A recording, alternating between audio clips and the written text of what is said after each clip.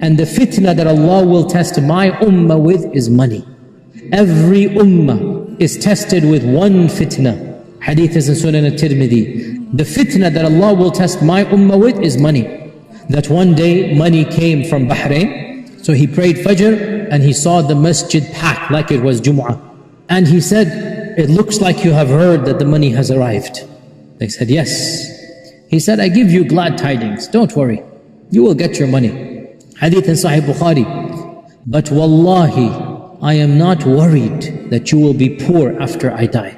I am worried that this world will open its treasures to you. And you will compete with one another to see who has the most treasure. And in that competing, you will destroy yourselves like the nations before you destroyed themselves." When many Sahaba did not even have 2 pieces of cloth, when in the Madani phase, he himself, sallallahu alayhi wasallam, as Aisha says, never ate to his full twice. When 6 weeks would go by and they didn't light a fire because they didn't have meat to cook. 6 weeks would go by without a fire. In that phase, the Prophet ﷺ predicted, my ummah will be a rich ummah.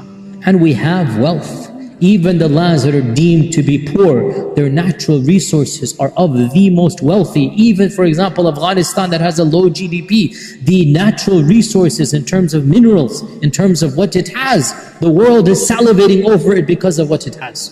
So the Muslim ummah is blessed with wealth. Mismanagement and greed is what has destroyed it. But we are a wealthy nation overall. He also predicted that evils would spread. And this is many things. For example, he predicted that people will stop trusting one another.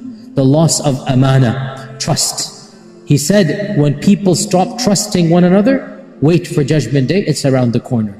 He also predicted the rise of corrupt and evil rulers.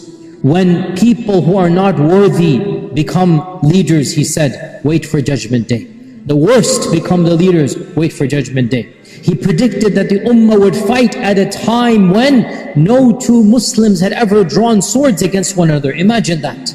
Never in the seerah did 2 Muslims draw blood as a civil war in the time of the Prophet ﷺ. In one occasion they came close to a fist fight, but it never went beyond that. Never went beyond that. And even that fist fight, if you read the seerah, the munafiqun were the ones that were instigating it, and not even there. And the Prophet ﷺ predicted that the ummah would continually fight amongst itself until Judgment Day.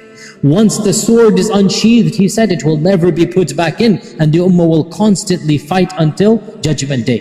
He also predicted that not only the